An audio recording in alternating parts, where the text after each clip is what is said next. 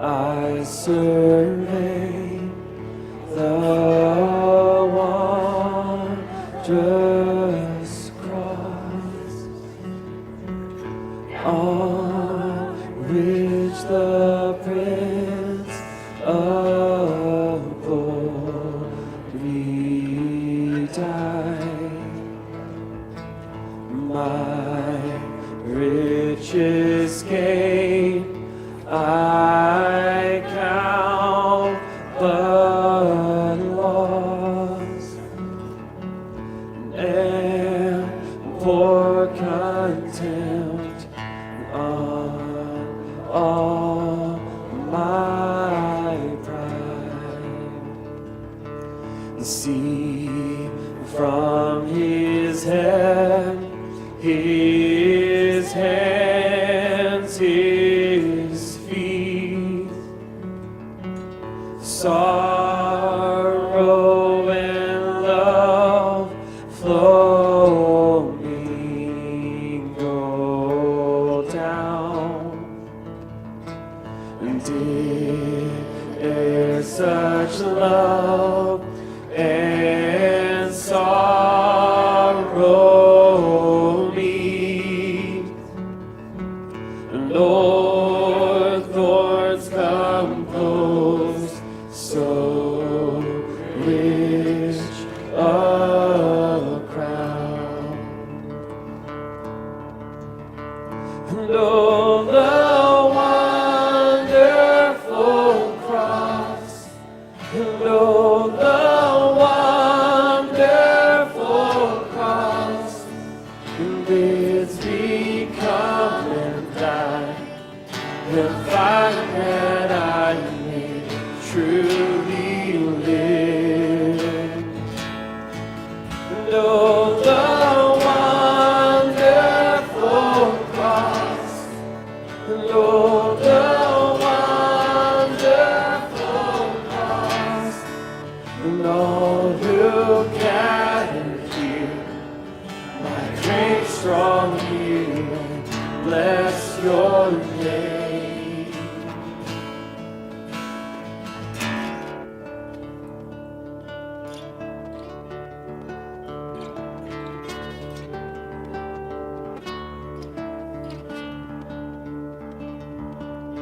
Where the whole realm of nature mine,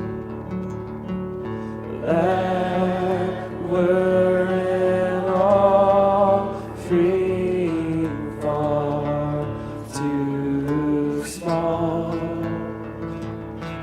love so amazing, so divine,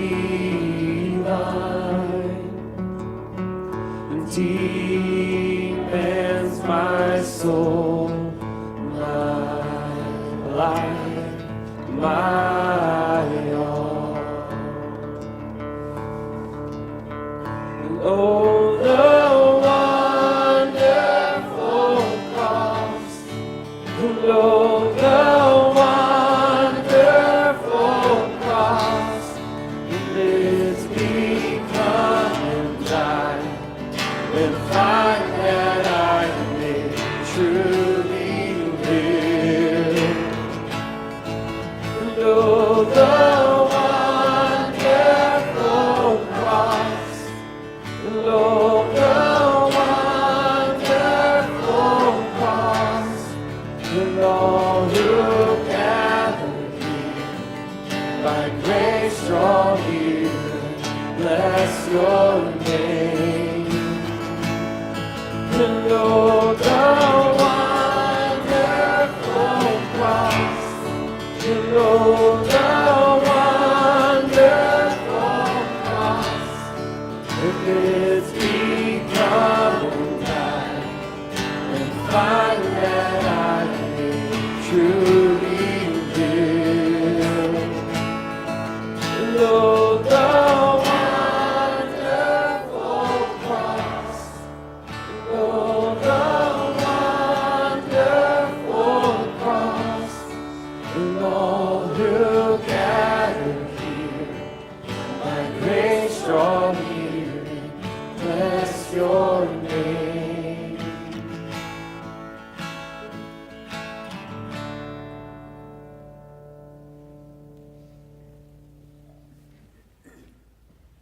Well, good evening, and welcome to Riverside in our Good Friday service. To a watching world, it must seem rather unusual, maybe even macabre, that we would gather together to celebrate the death of God's own Son. And if you think about it, the cross and the images of the cross we have behind us, it was an instrument of execution, an instrument of torture. And yet we just sang the wonderful cross. And then on top of that, we call this Good Friday. It's hard for, I think, a lost world to really even imagine that. And even as believers, it can be hard to get our minds around that. In a bit this evening, Pastor Jason is going to open up a passage from John chapter 12. And he's going to help us really ponder that truth of the wonderful cross and how anything good could come from the torture of our Savior. The service tonight will be a little different. We will have a stretch break or announcements. We will have a time of musical worship and then a time in the Word. And then the final element of our service tonight, we'll celebrate the Lord's Supper together. And then after that, we'll leave in a quieter, more reflective way than on a traditional Sunday. And then we'll look forward to gathering on Sunday morning to celebrate the resurrection. So what we want to do now is just continue focusing our hearts and our minds on Christ. And in this time of worship, let's do that.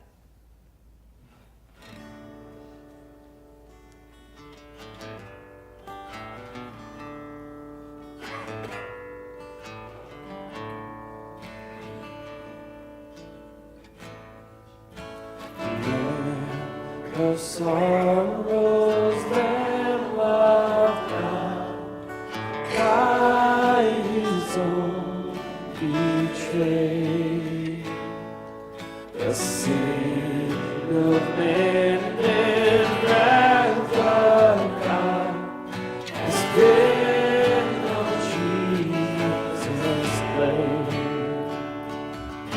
Silent as He stood accused, beaten, mocked, and scorned, and bowing to the Father's will, He took the crown of thorns. Oh, that rugged cross, my salvation, where your love poured out over me. Now my soul cries out, hallelujah, praise and honor unto Thee.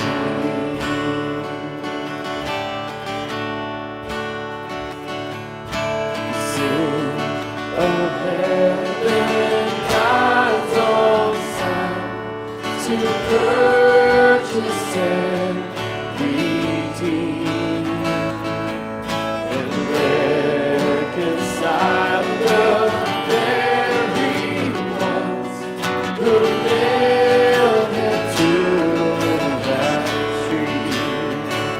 And all that rugged cross, my salvation, where your love poured out over me. Now my soul cries out, hallelujah, praise and honor unto Thee. And now my debt is paid, it is paid in full by the precious blood that my Jesus spilled. Now the curse of sin has no hold on me, whom the Son sets free, oh, is free indeed. Now my debt is paid,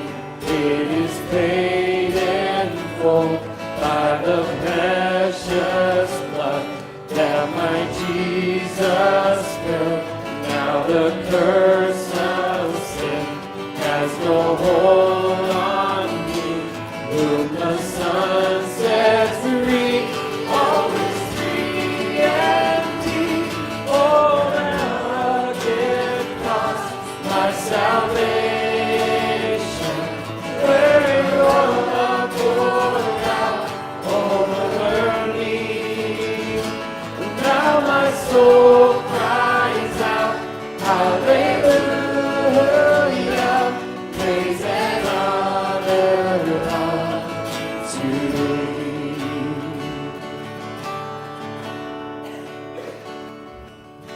See, the stone is rolled away, behold the empty tomb. Hallelujah,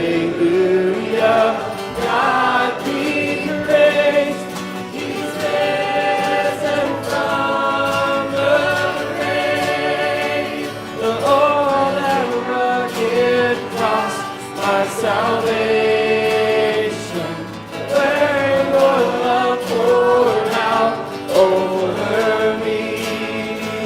And now my soul cries out, hallelujah, praise and honor unto thee. And all that rugged cross, my salvation, where your love poured out over me. And now my soul cries out, hallelujah, praise and honor unto thee. Praise and honor unto thee.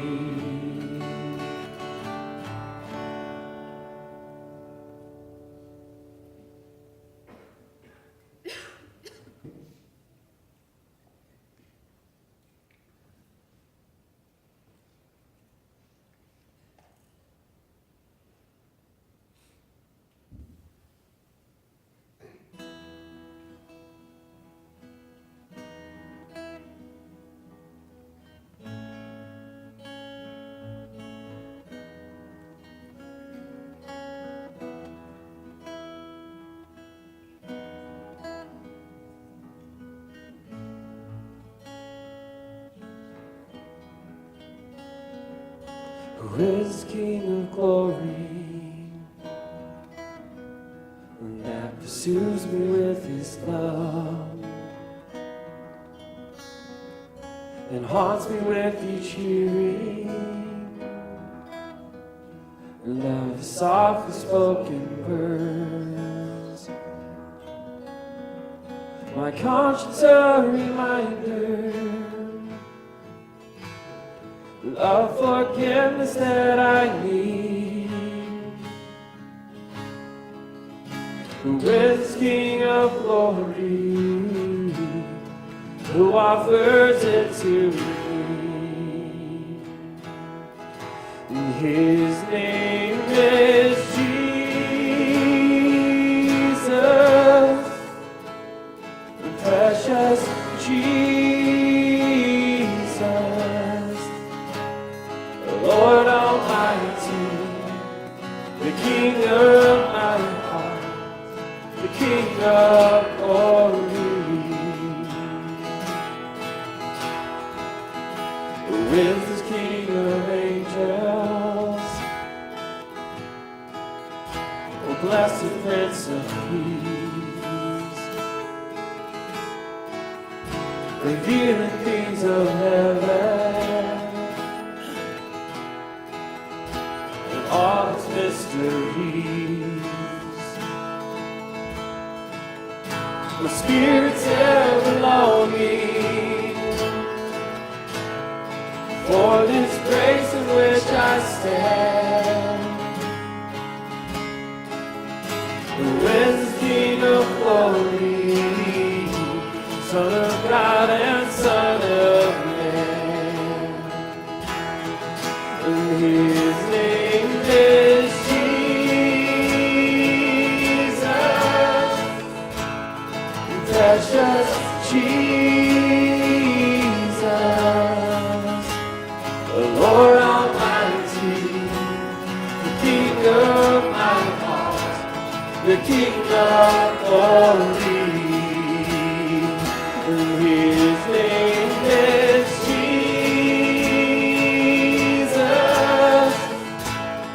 precious Jesus, the Lord Almighty, the King of my heart, the King of glory.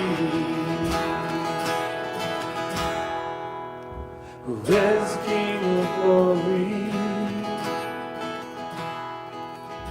With strength and majesty, with wisdom beyond measure, the gracious King of kings, the Lord of earth and heaven, the creator of all things. He is the King of glory. He's everything to me. His name is Jesus, precious Jesus, the Lord Almighty, the King of my heart, the King of glory. His name is Jesus, precious Jesus, the Lord Almighty, the King of my heart, the King of glory. His name is Jesus, precious Jesus, Lord Almighty, the King of my heart, the King of glory.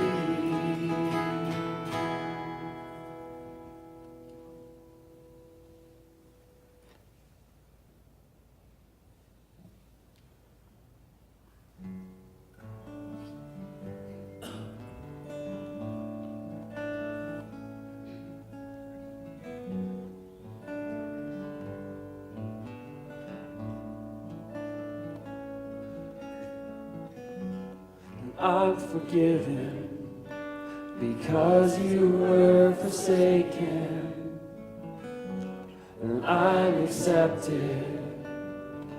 You were condemned, and I'm alive and well.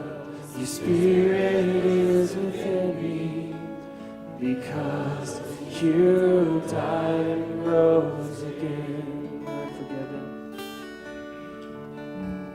I'm forgiven because you were forsaken, and I'm accepted. You were condemned, and I'm alive and well. The Spirit is within me because you died and rose again. Amazing love, how can it be that you, my King, would die for me? Amazing love, I know it's true, and it's my joy to honor you in all I do. I honor you.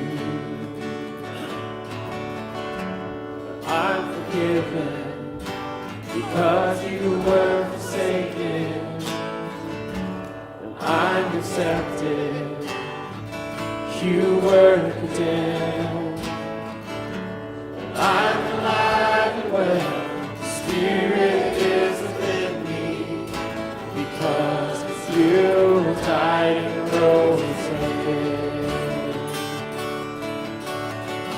Amazing love, how can it be that you, my King, would die for me? Amazing love, I know it's true. And it's my joy to honor you in all I do. I honor you. You are my King. You are my King. And Jesus, you are my King. Jesus, you are my King.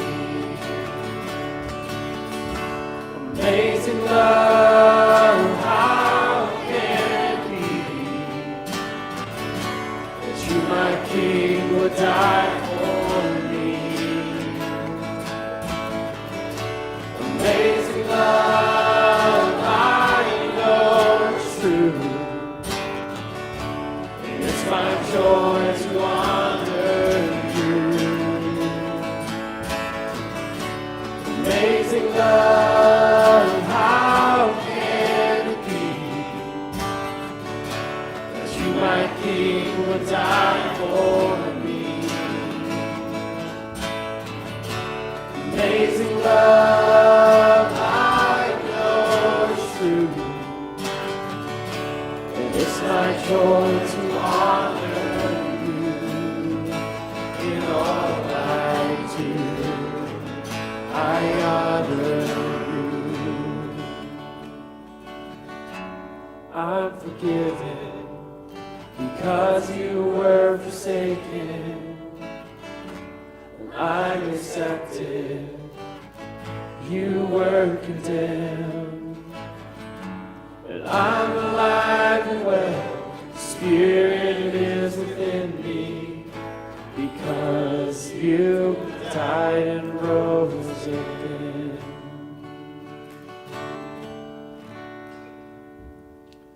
Jesus, we thank you so much, Father. Lord, we thank you for dying, Lord, for us. Thank you for coming to the earth, Father God. Not finding equality with the Father, something to be grasped, Lord, but giving up of yourself, Lord, and becoming human, Jesus. Coming down, Lord, to rescue us. Because we were lost without you, Jesus. Lord God, we give your name glory. We give your name praise, Jesus. Lord, help us to focus on you tonight, Jesus. And put all the distractions behind us, Father God, and just to focus and remember you, Lord, and what you did for us in Calvary so long ago. Lord, we give your name praise in Jesus' name. You can have a seat.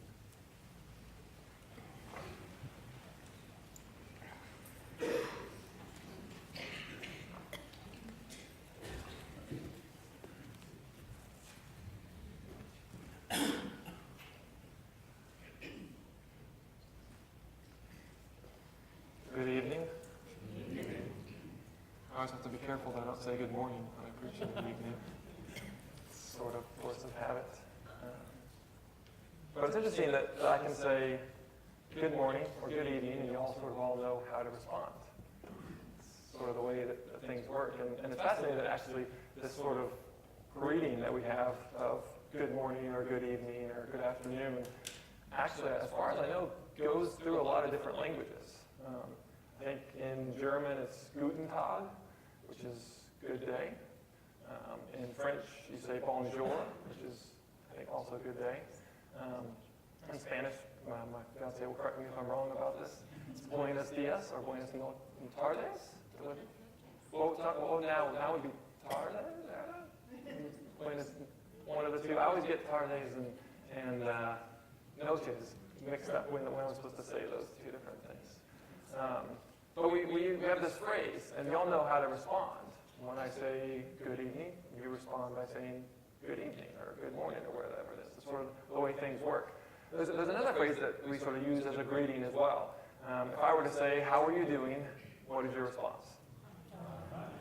Fine or good. I'm looking for one. Good. Normally it's good, right? Or that's what I've always grown up saying. I say, how are you doing? And you say, good. And then you ask me how I'm doing, and I say, good as well. And then we just go on our way. Sometimes. Not always is the way it works. But it makes me stop and wonder, how often do we actually really mean good? Sometimes when you ask that question, you can respond and say, yes, good, I really am doing well. But other times, we just answer because we know that's what we're supposed to say. It's like when somebody says good morning, we respond by saying good morning, even though maybe it wasn't a very good morning. Or good evening, it wasn't a very good evening. In fact, we're here tonight to talk about Good Friday. And what does it mean when we say this is Good Friday? It's sort of a confusing thing. For some of y'all, it's a Good Friday because you get to come to church. You get an opportunity to come to church. For some of y'all, it's not a Good Friday because you have to come to church one at a time. But this evening, I want to just sort of look at this idea of what does it really mean when we say this is Good Friday? Is Good Friday really good, or is it just a sort of automatic response that we just know this day is Good Friday? Do we really, really hope for Easter Sunday? And Good Friday is something that we kind of got to get through, kind of like the greeting that we have with people. We just say, how are you doing? Good. How are you? Good. And move on. Do we treat Good Friday that same way?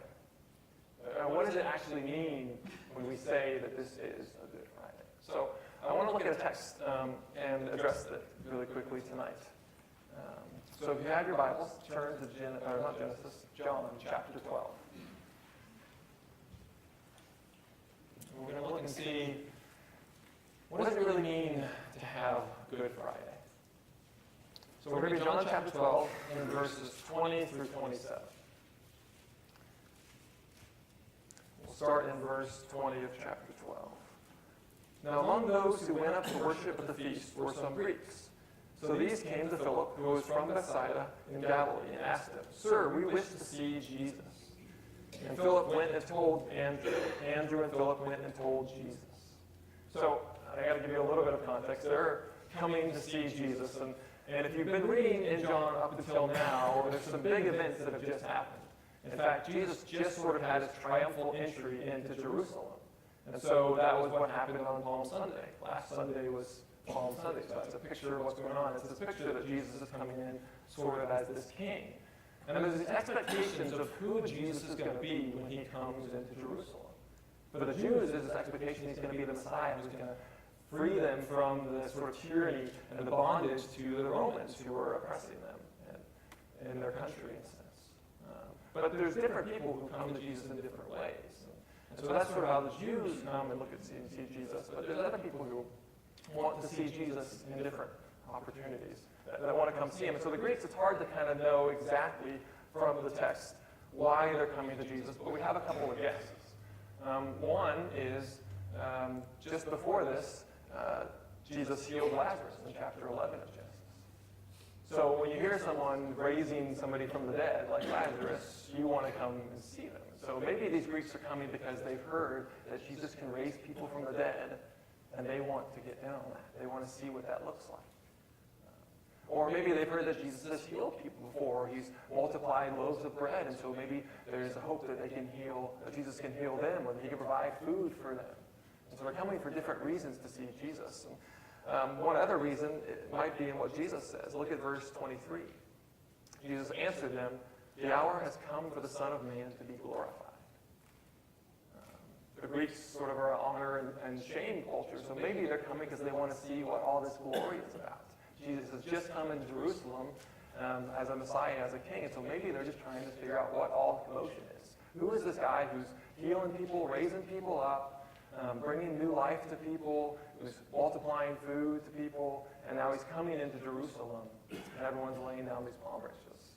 And so there's people who are coming to see Jesus, and I wonder, this Good Friday, why do you come to see Jesus? What really is your heart and your reason for coming to see Jesus on Good Friday? Or maybe not just Good Friday, but why do you want to come to see Jesus? And maybe you're like the Jews, Maybe you feel like you're in bondage or in slavery to something, and you think that Jesus can free you from that. Or maybe you're sort of like the Greeks, and you've experienced death, and you've experienced sorrow, and you've heard about Lazarus, and you think maybe Jesus can bring some life into the midst of the death and the things that are going on, the loved one that you lost.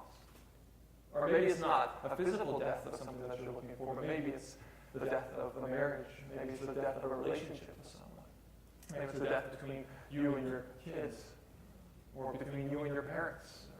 Or maybe it's the death of a relationship in a friendship. And you think, maybe Jesus can heal this death. Maybe Jesus can bring some life into the midst of this. Or maybe you're just here because you've heard a lot of good things about Jesus, and you want to come see and want to know. Maybe you're here because you think that maybe Jesus can heal you of the physical pain that you've gone through. We all have our reasons for coming to see Jesus. And that might taint why we think of the Friday as a Good Friday or some other sort of Friday. And so these Jews come here, or not these Jews, these Greeks, and I want to see how Jesus responds to them. They come to Jesus, and verse 23, and Jesus answered them, "The hour has come for the Son of Man to be glorified. Truly, truly, I say to you, I'm going to deliver you from the Romans, and I'm going to be bringing life to all the people who are having death." Is that what the text says? Why would he say that the hour has come for the Son of Man to be glorified? That seems like a good start. If you want to hear about this guy who's doing all sorts of great things, then the hour that he's going to be glorified seems like an awesome opportunity. I want to be in on that. I want to be watching that. I want to be there at that moment. And what does Jesus say? Truly, truly, I say to you, unless a grain of wheat falls into the earth and dies, it remains alone. But if it dies, it bears much fruit. Why is Jesus talking about agriculture and gardening here in the middle of this text? And he continues, whoever loses his life, or whoever loves his life loses it. Whoever hates his life in this world will keep it for eternal life. If anyone serves me, he must follow me, and where I am, there will my servant be also. If anyone serves me, the Father will honor him.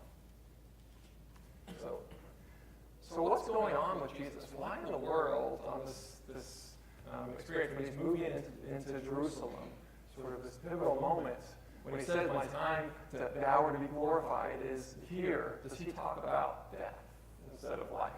Instead of being free from the Romans, instead of being healed, and things multiplied, and miracles and great miraculous signs, why in the world does he talk about this principle of death before life? It seems sort of weird and sort of out of place. It doesn't really make sense. Now, I'm not really much of a gardener, and I don't claim to be a gardener at all.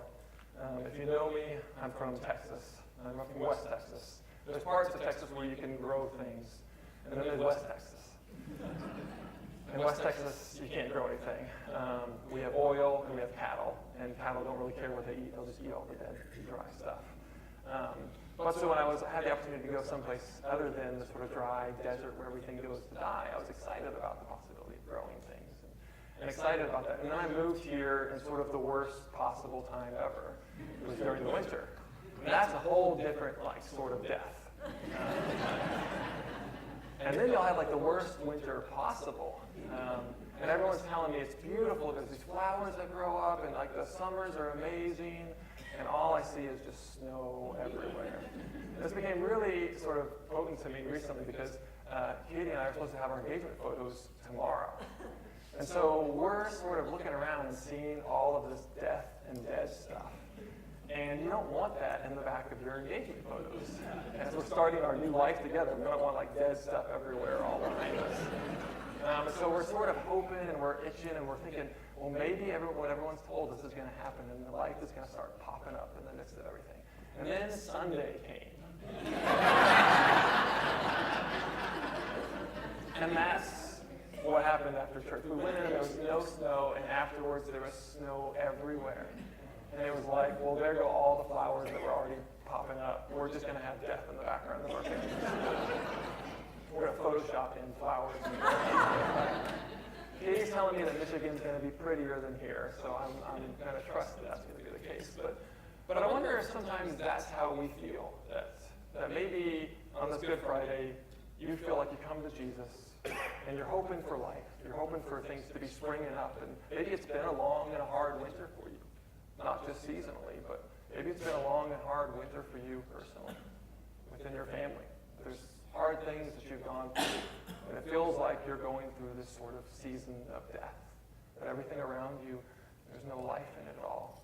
And you come to Jesus and you think that maybe he's going to have some way to bring life in the midst of that.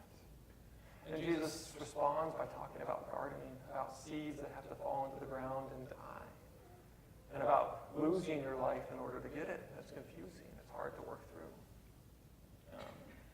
When I think through this passage, when I listen to that, it's easy for me to sort of understand this idea of a seed going in and dying and sort of coming back and having life in a sense. But I think when we're really hurting, when we're working through hard things, we don't really want to hear these platitudes about, if you really want to get your life, lose your life in a sense. It seems like something that's hard to come about.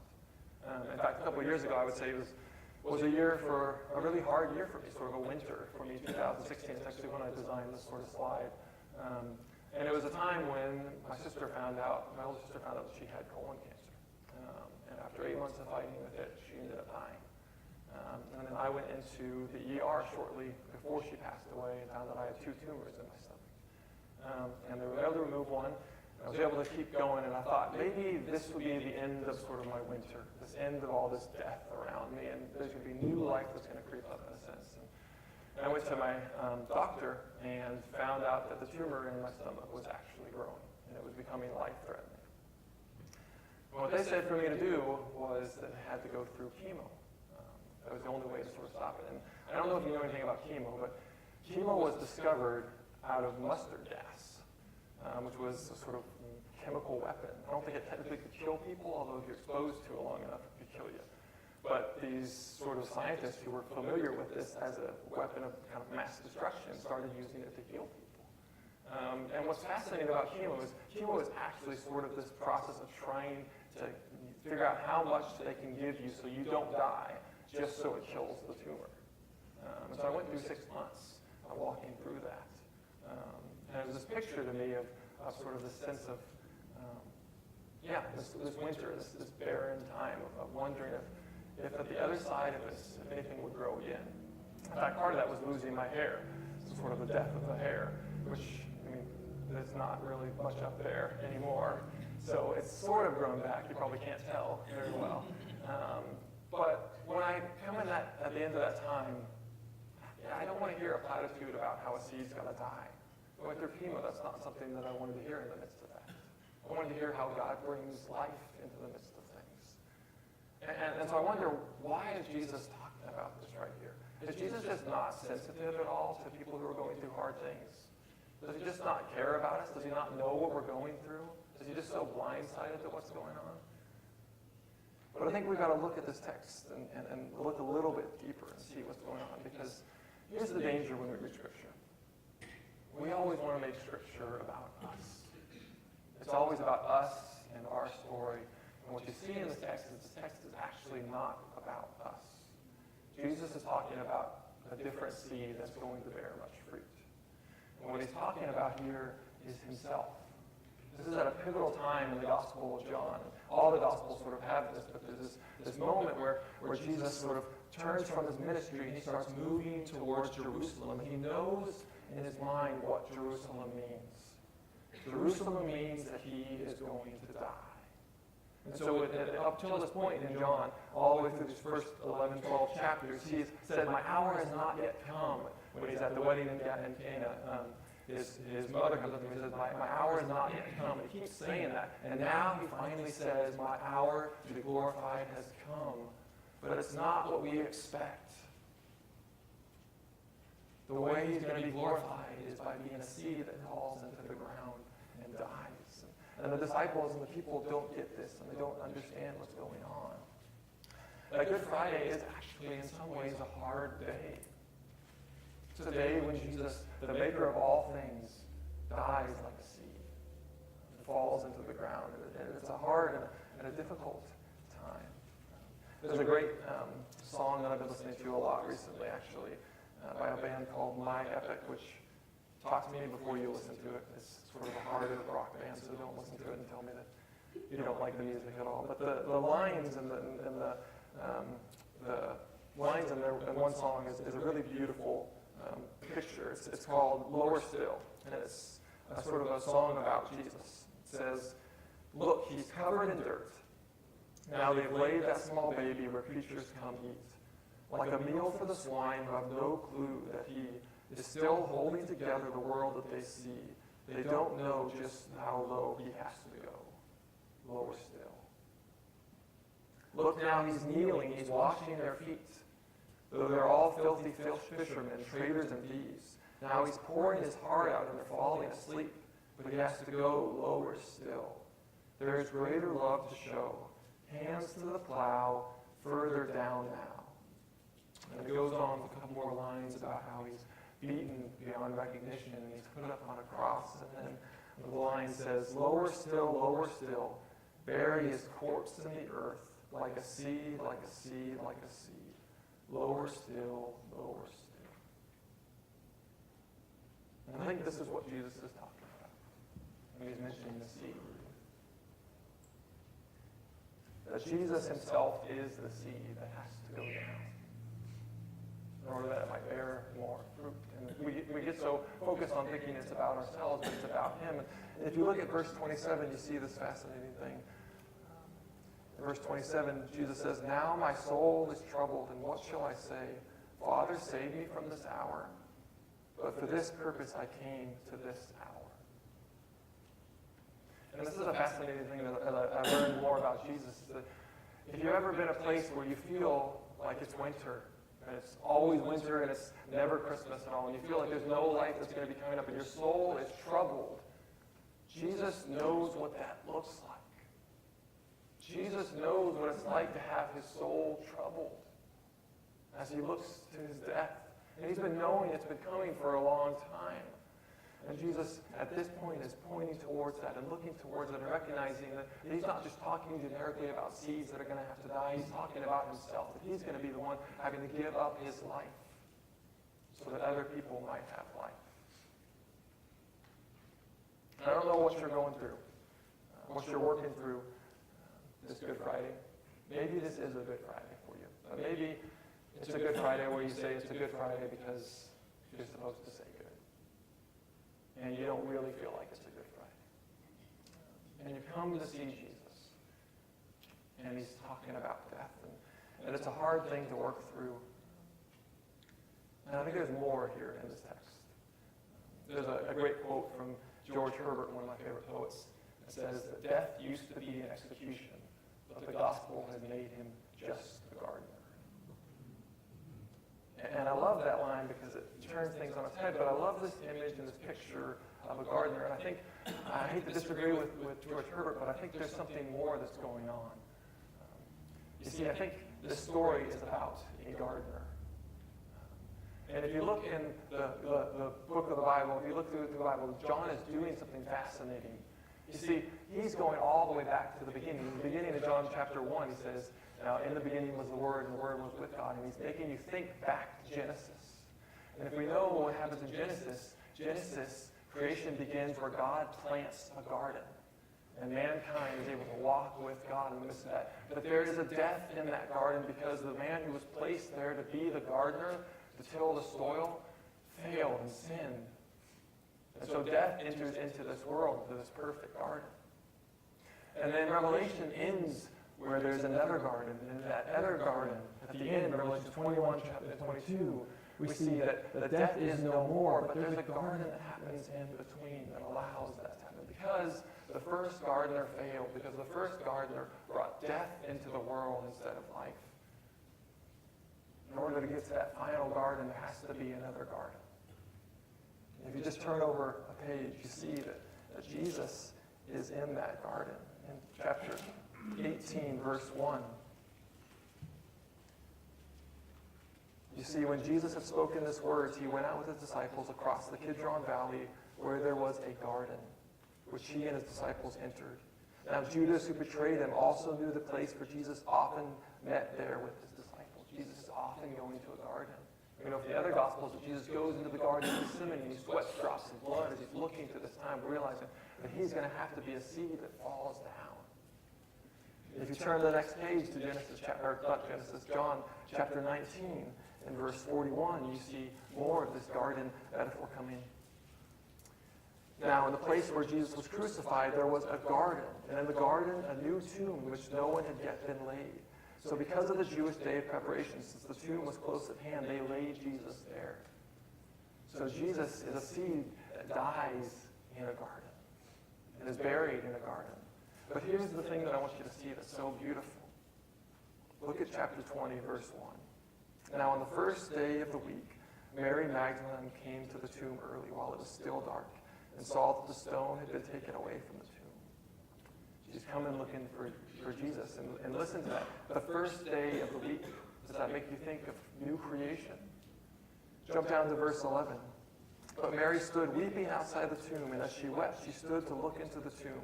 And she saw two angels in white, sitting where the body of Jesus had been laid, one at the head and one at the feet. And they said to her, "Woman, why are you weeping?" She said to them, "They have taken away my Lord, and I do not know where they have laid him."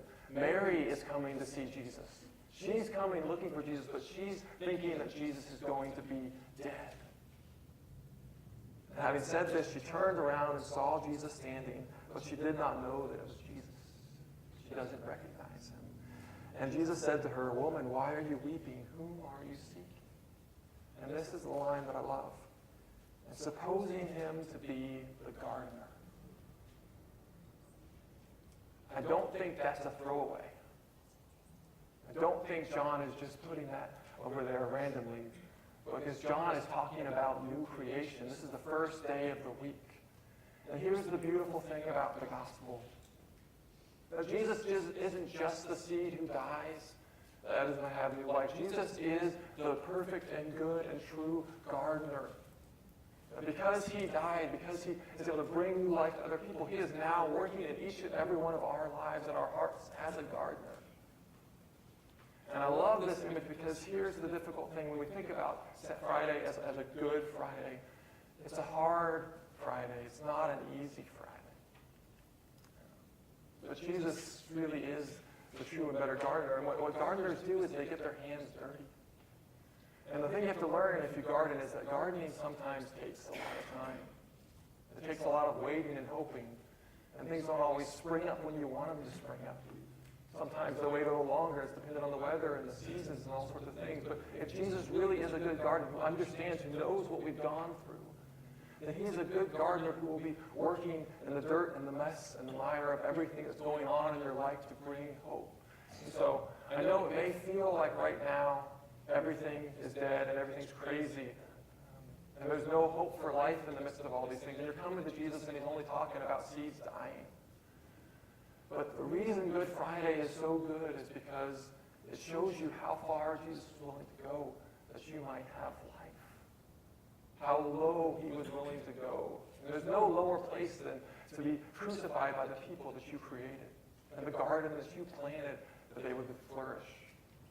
And this is the picture of Good Friday. And the picture is that Jesus knows and recognizes everything. And so I don't know what you're going through. But I know this. The gospel tells me that maybe you're wrestling with feeling like you've been betrayed by friends.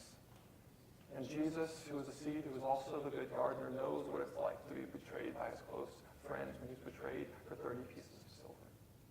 Or maybe you feel like all your friends are abandoning you in your time of need, and Jesus knows what it's like when he was in the Garden of Gethsemane and he's praying and sweating drops of blood, and all his friends were asleep and couldn't stay up with him. Or maybe you're wondering if Jesus knows what it's like to have lost someone that you love and to experience that death, and yet he had Lazarus die. I mean, most likely his dad passed away as well when he was young. Or maybe you feel like you've been misunderstood by other people, and Jesus knows and understands that. And so when we come to Good Friday, I want you to know whatever you're working through, whatever you're going through, Good Friday is a picture and a promise and a seed of that hope of new life.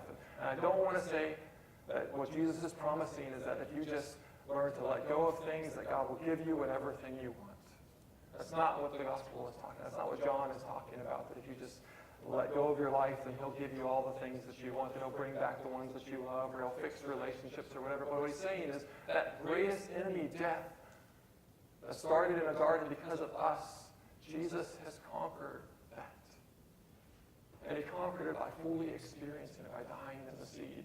And he is a great gardener who is working in the midst of your life to bring something about. So Good Friday is a good day, but it's not an easy, happy Good Friday. It's a somber, sad time. We try to work through what it looks like, but it's a day that we remember and have hope that even in the midst of the dark winter, when it seems like life isn't going to pop up, that if we really trust God, that the seeds he will plant, that life will actually come in the midst of that. So the end of that song says this: the earth explodes, she cannot hold him, and all therein is placed beneath him. And death itself no longer reigns, it cannot keep the ones he gave himself to save. So what I want you to do, we're going to move into a time of communion, and we're going to take the Lord's Supper. And I want you to think and sort of feel and experience the fullness of the weight of Good Friday, but also with the hope and the promise that even in the darkest of night, even in the darkest of times when everything seems to be going wrong, that God can bring life in the midst of that. So let me pray for us.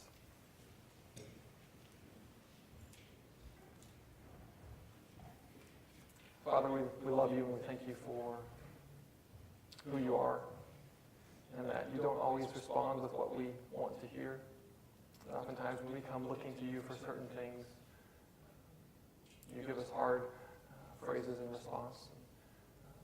And yet we see your love deeply in the picture of this garden that you were willing to die, the garden that you planted yourself in a sense, that you were willing to die on behalf of the people that you had left to tend it. God, I don't know what people are working through, what people are going through, or where they feel.